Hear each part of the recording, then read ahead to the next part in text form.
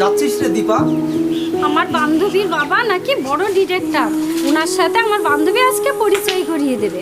নায়িকা হওয়ার জন্য আর কত কষ্ট করবি রে বোন? তুই তো জানো দাদা, আমার অনেক দিনের স্বপ্ন, আমার অনেক অনেক ভিডিও হবে, হাজার হাজার মানুষ আমাকে দেখবে। তোর সেই আশা যেন পূরণ হয়। আসছি তাহলে দাদা। সাবধানে যাস বোন।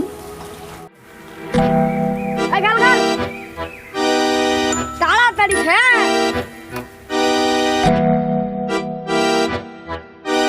শাল একটাও ভালো দাম নাই রে।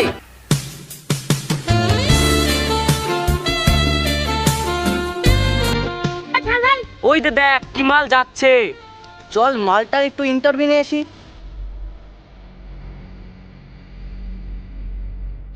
কোথায় যাচ্ছ সুন্দরী?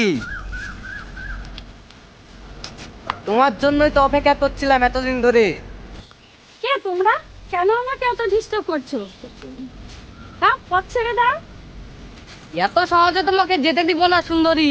ছাড়ো, ছাড়ো বলছি। গাল দুটো একবারে কাশ্মীরি আপেলের মতো। এই জানোয়ার, ঘরে মা বোন নেই, রাস্তার ভেতর অসভ্যতা। আছে তো, মা বোন সবাই আছে, কিন্তু তোমার মতন সুন্দরী কেউ নেই। তুই আমাকে চলবে দেখ।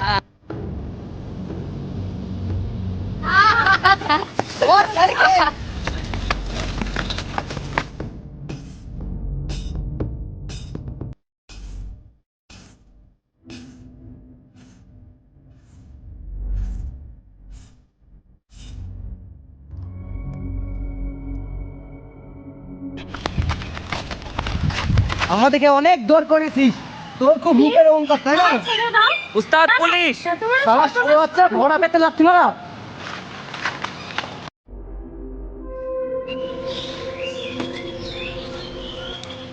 ওরা কারা? কেন আপনাকে তাড়া করছিল?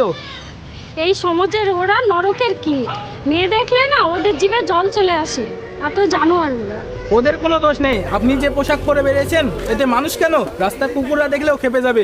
পরের বার যখন বাড়ি থেকে বেরোবেন বোরখা পরে বেরোবেন। আর চলেন, কোথায় যাবেন পৌঁছে দিই। না থাক স্যার, ধন্যবাদ, আমি একাই যেতে পারবো। ওই গুন্ডাগুলো আবার আপনাকে অ্যাটাক করতে পারে। এটা কলকাতা শহর ম্যাডাম, এখানে গুন্ডাদের হাত থেকে বাঁচানোই পুলিশের কাজ। ঠিক আছে স্যার, এত করে বলছেন যখন, চলুন। গাড়িতে উঠে বসুন।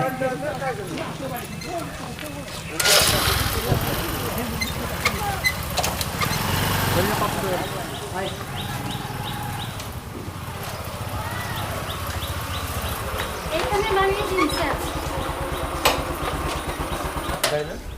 এটা তো নাম করা ডিরেক্টরের বাড়ি, নিশ্চয়ই চান্স নেওয়ার জন্য ঘুরছেন। হ্যাঁ স্যার, এখানেই তো আসছিলাম।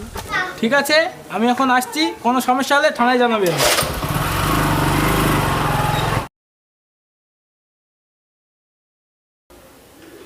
আসবো স্যার। আসেন।